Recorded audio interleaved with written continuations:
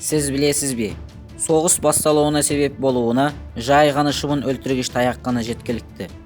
1827 жылы Алжирдің басшысы Хусейн үшінші қарыздары қайтарылмағандығы үшін болып жатқан тартыс кезінде француздық елшінің бетінен шыбын өлтіргіш таяқпен бірнеше рет ұрып жібереді. Жанжал Францияның Алжирді басып алуына соғыс ашуына себеп сылтау болды. Соғыс 17 жылға созылды. 160-тан астам адам мерт болды. Шыбын өлтіргіш таяқ үшін бұл жаман нәтиже емес. Ал енді көз алдарыңызға келтіріңіз. Дәл қазір 3-ші дүниежүзілік соғыс басталса не болады? Сіздермен мен Атабек, және бұл бейнеде осы тақырып жөнінде талқылау жүргізетін боламыз.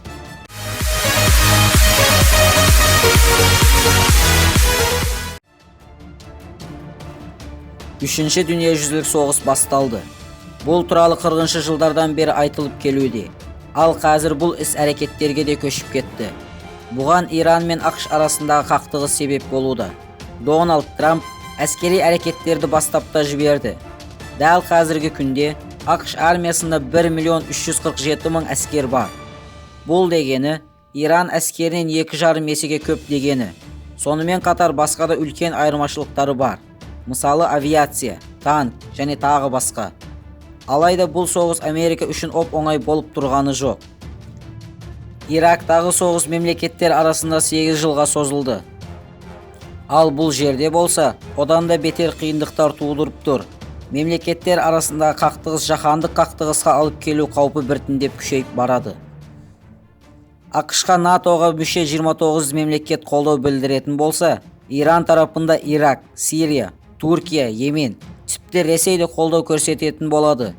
Және қару-жарақтардың барлық жаңа нұсқалары, роботтар, жасанды интеллект соғыс кезінде қолданылатын болады. Ерте ме кеш пе қайсыда бір мемлекет ядролық қарудың түймесін баса салуы да әбден мүмкін. Қазіргі күнде 9 мемлекетте 16.000-нан астам қауіпті ядролық қарулар баршылық. Егерде солардың ішіне ең болмағаны біреу жөнелтілетін болса, ол кезде артқа қайтару мүмкіндігі болмай қалады. Континенттер аралық ракеталар 15.000 километр, яғни дыбыстың тездігінен 20 есе тез болған жылдамдыққа ие. Демек, бар болған 30 минуттың ішінде өркениетіміздің ізі де қалмайды деген сөз.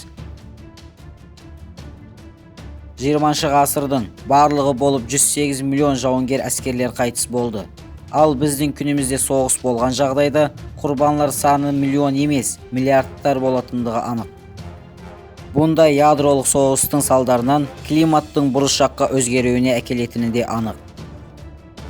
Ал ядролық соғыс болған жағдайда түтініне байланысты қазіргіден 400 есеге дейінгі күннен келетін сәулені жерге түсуін төмендетеді.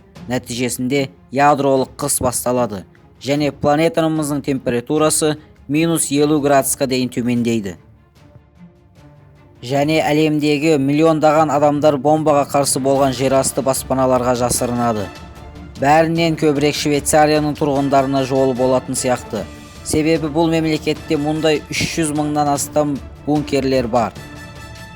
Тірі қалғандарға болса, өмірі үшін қауіпті болатын радиацияға байланысты бүкіл өмірін жер астында өткезуіне тура келеді. Нагасакидағы ядролық бомбаға тасталғаннан кейін сәулелену сағатына 7 зивертке дейін жеткен болатын.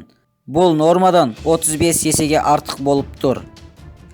Ал планетамыздың қайтадан қалыпты орнына келуі үшін мыңдаған жылдар керек болады. Тіпті бұл соғыс жер бетіндегі тіршілікті мәңгі өмір сүрмейтін дәрежеге келтіруі мүмкін. Сондықтан да, егер бұл соғыс басталатын болса, ешқандай жеңімпаздардың болмайтындығы анық.